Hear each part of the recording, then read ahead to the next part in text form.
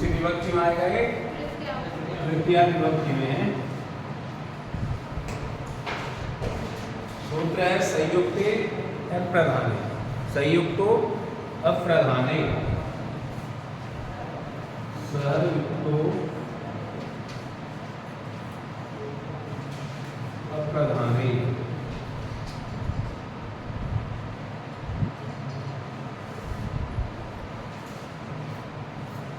सहयुक्तो अभिप्रधाने, ठीक है, अर्थात सह से युक्त हो। और दूसरी बात यह कि वो अप्रधान हो, प्रधान नहीं हो, मैन ना हो, सेकंड नंबर का हो, फर्स्ट नंबर का नहीं हो करता।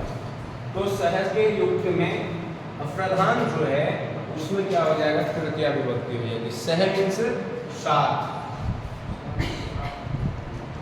सात, ठीक। सह का मतलब सात, साकम, और क्या क्या है, स है, साकम है, सार्धम है, समम है, सार्धम, समम,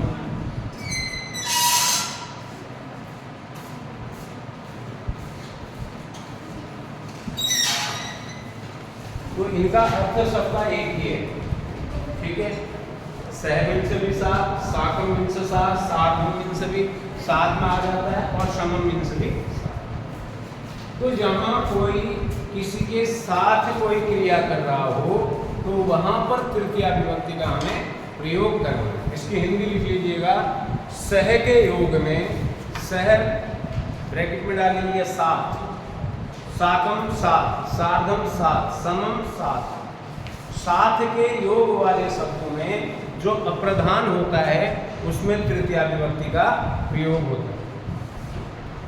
सह के योग में हिंदी लिखिए,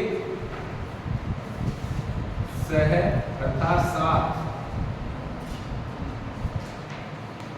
के योग में अप्रधान कर्ता में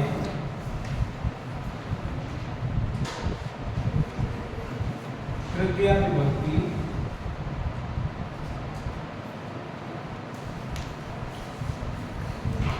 ठीक है। जिसके साथ कोई क्रिया की जा रही है, वह क्रिया करने वाला है तो जिसके साथ कर रहा है क्रिया को, उस में तृतीया विभक्ति लगेगी। जैसे पिता पुत्र के साथ जाता है, पिता पुत्र के साथ जाता है,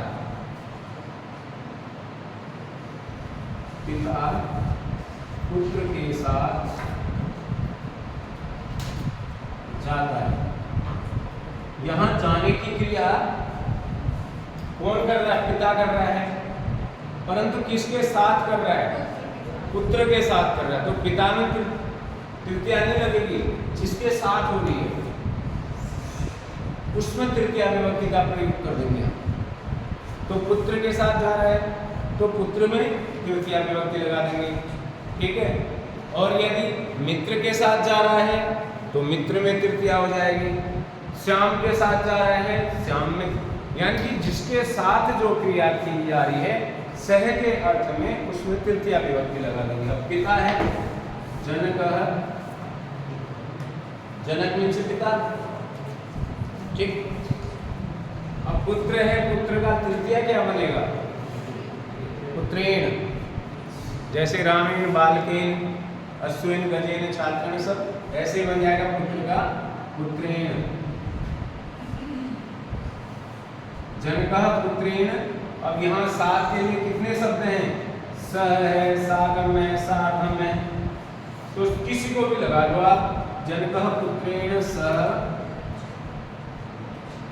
गच्छति।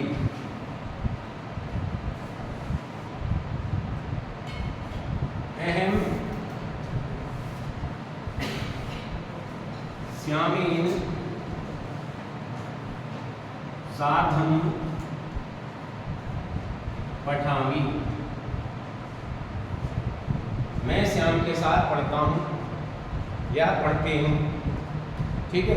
अहम श्यामेन सार्धम पठामि। ऐसे आगे साकम भी लगा सकते हो। सीता रामेण साकम वनम गच्छति, सीता राम के साथ वन को जाती है। ठीक है। मैं मित्र के साथ घर को जाता हूँ। अहम क्या बन जाएगा? मित्रेण सह गृहम गच्छामि, मैं मित्र के साथ घर को जाता हूँ। अब इसमें सेंटेंस हम देखेंगे तो यहाँ पुत्र के लगा हुआ है ना, तो के षष्ठी विभक्ति में जाना चाहिए, पुत्र से होना चाहिए, परंतु वहां पर एक शब्द आया है साथ, और उस साथ शब्द के कारण यहाँ षष्ठी विभक्ति ना हो करके तृतीया विभक्ति का प्रयोग हो। नहीं तो संबंध का एक में जाएगा, राम के साथ, राम के, पुत्र के, बालक के, मित्र के, और के कहाँ आता है? षष्ठी संबंध में आता है ना। तो षष्ठी विभक्ति की अव्यवस्था होकर के सह शब्द आने के कारण, केवल सात शब्द आने के कारण यहाँ पर षष्ठी विभक्ति ना होकर के तृतीया विभक्ति हो गई। बात समझ में आई? हाँ, सदर कर लोगे। जिसके साथ कोई क्रिया की जाती है उसमें तृतीया विभक्ति हो।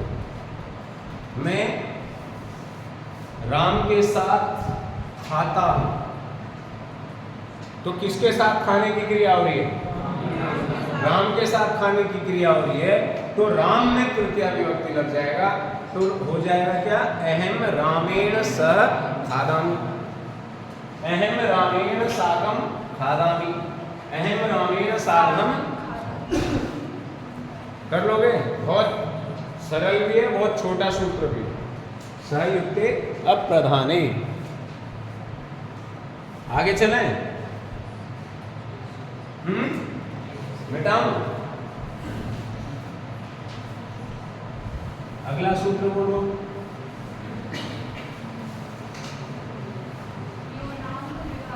एनांग विकार, यो नहीं होगा, ए होगा शायद। दूसरा सूत्र है एनांग विकार।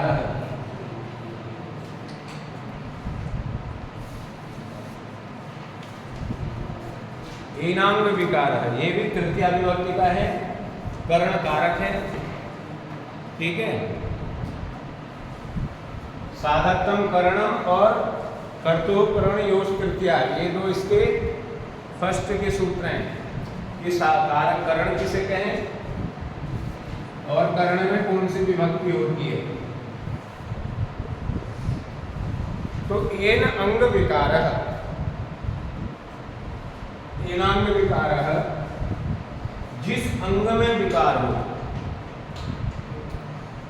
जिस अंग में विकार हो उस अंग में तृतीया विभक्ति लगाएंगे। विकार का मतलब टूट फूट, कमी है ना, टूट जाना, फूट जाना, कोई इत्यादि कमी, कोई आंख से अंधा है तो क्या है? आंख में विकार है उसका। ठीक है। कोई कान से बहरा है तो क्या हो गया? उसके कान में विकार है। कोई पैर से लंगड़ा है तो उसके पैर में क्या है? विकार है। तो जिस शरीर के जिस अंग में विकार होगा, जिस अंग में खराबी होगी, उस अंग में तृतीया विभक्ति लगेगी। ठीक।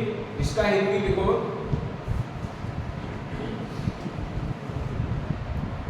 शरीर के जिस अंग में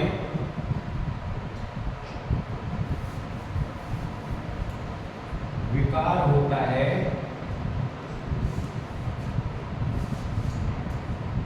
उसमें तृतीया विभक्ति लगती है। तृतीया विभक्ति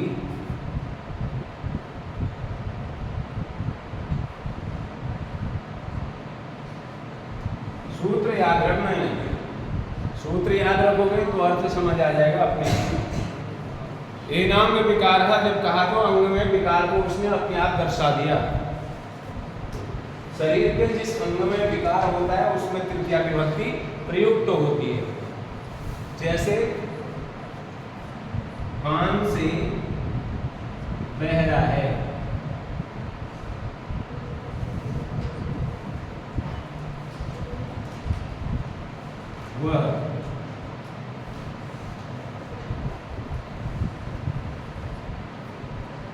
बात समझ में आई? ए नाम में विकारक, इसके पहले संयुक्त अप्रधान है, ठीक है। अब ए नाम विकारक, शरीर के जिस अंग में कोई कमी होती है तो उस अंग में तृतीया विभक्ति। अब यहाँ ये बताओ कि किसमें कमी, किसमें है? कान में कमी है, तो तृतीया कहाँ लगाएंगे हम? कान को क्या कहते हैं?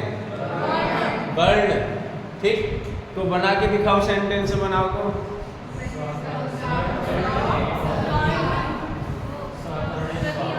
सकर्णेन बधिरः, बधिर में से बहरा, मूक बधिर ऐसे लिखा हुआ होता है ना, बधिर। तो क्या बन जाएगा? स, तृतीया लगा देंगे क्योंकि कान में कमी है, इसलिए कान में तृतीया विभक्ति लगा देंगे हम, तो बन जाएगा स कर्णेन बधिरः। बन गया सेंटेंस। सह कर्णेन बधिरः, वह कान से बहरा है।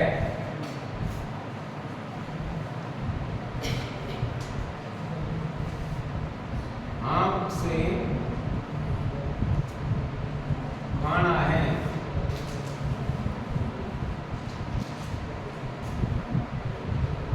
बनाओ।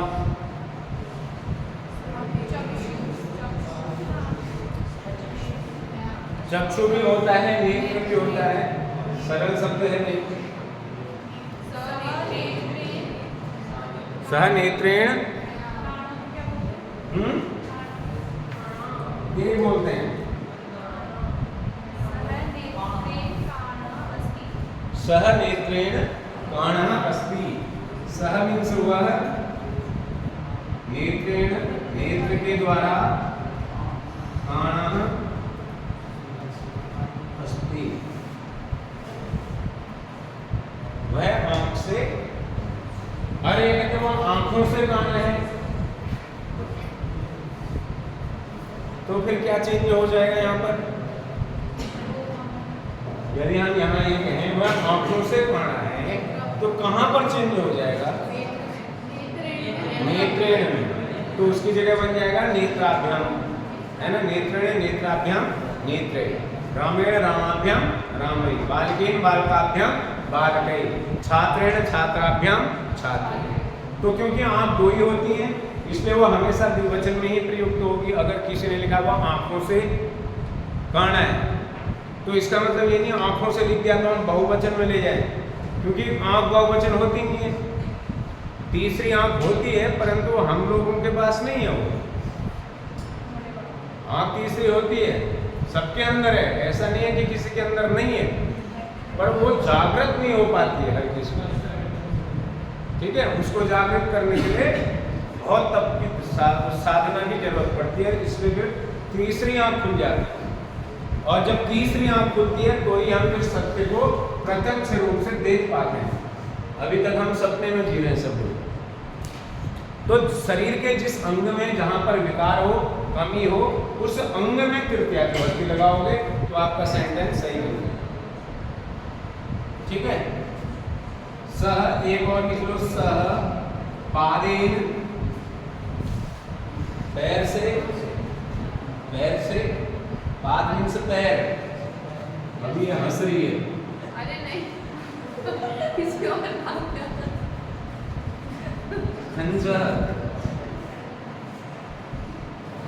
सह पादेन खंजर, खंज कहते हैं लंगड़े को, वह पैर से लंगड़ा है।